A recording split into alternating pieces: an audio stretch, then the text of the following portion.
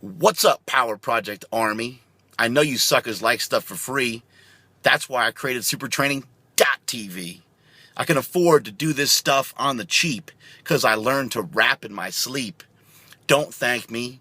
Don't worry about me leaving. You can repay me with a Pop-Tart and we'll call it fucking even. This is Mark Bell from supertraining.tv, Super Training Gym, the strongest gym in the West, answering more questions today for the Power Project, brought to you by HowMuchYouBench.net, the Slingshot and the only strength magazine in the world, thepowermagazine.com, and also brought to you by BSN, the creators of Anno Explode.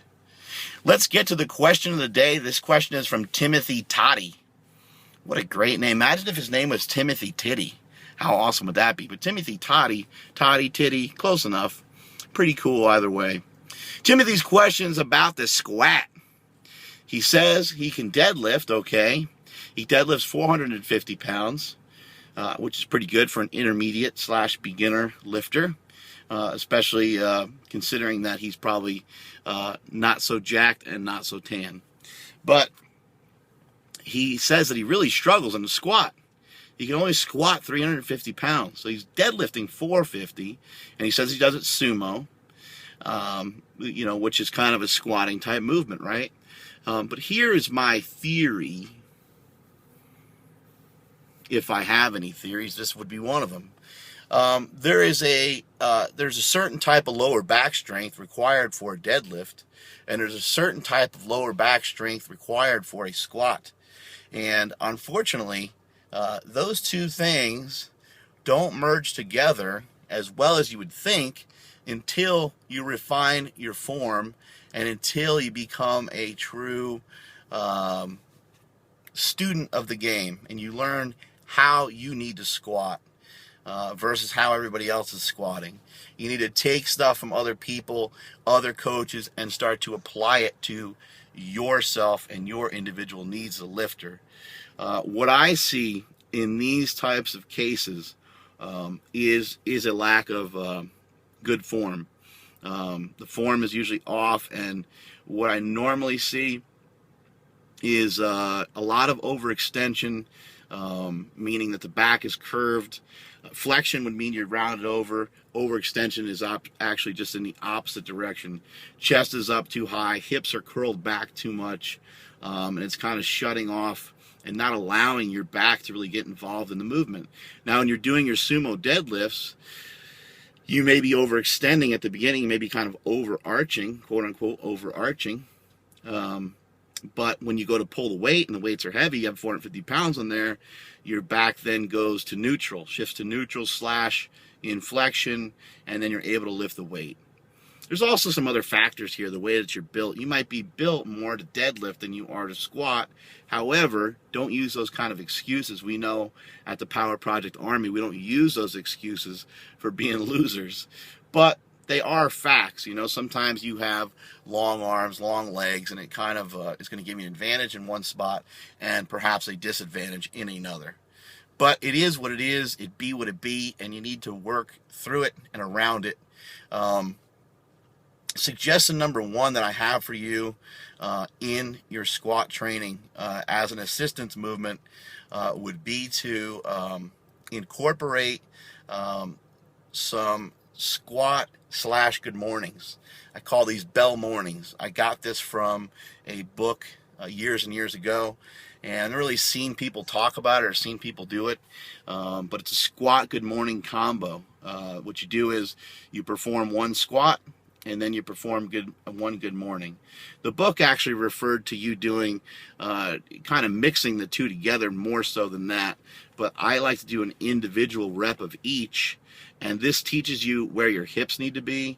It's going to teach you about form. It's also going to teach you about how to come up out of your squats the right way. It's going to teach you where your hips are, which I think is one of the most important things, because in a squat, you want your hips to continue downward. In a good morning, you want your hips just to travel backwards.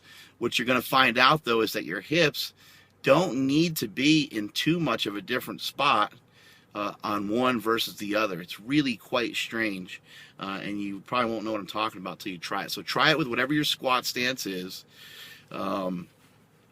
And you're going to do 8 repetitions. You're going to do 4 reps of each.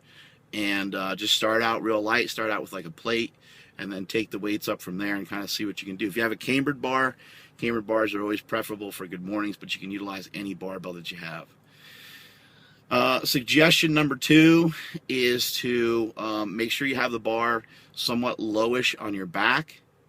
The reason why I say that is you're going to be able to lean forward a little bit more if the barbell is lower on your back, and you're going to be able to allow your lower back to become part of the squat movement, which is what you want, because you have sounds like you have a dominant lower back when it comes to the case of the deadlift. So we're just basically going to put that barbell on our back and get in a similar position to our sumo deadlift.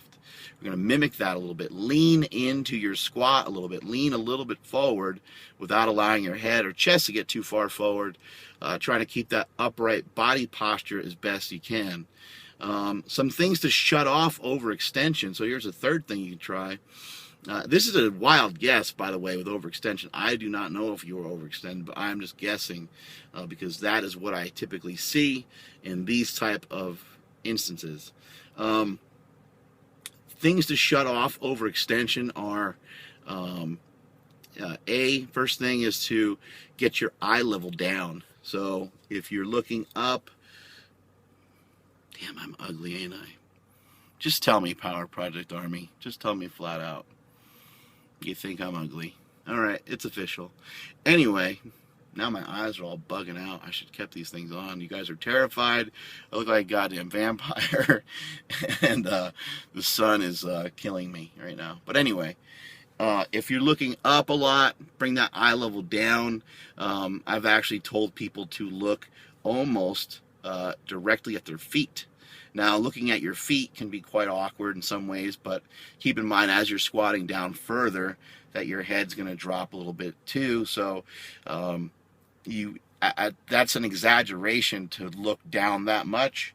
So you might want to try to pick your chin up as you start to descend towards the hole. If you have no idea what I'm talking about, you can go to supertraining.tv and you can watch some of my squats. I usually have my head pretty neutral.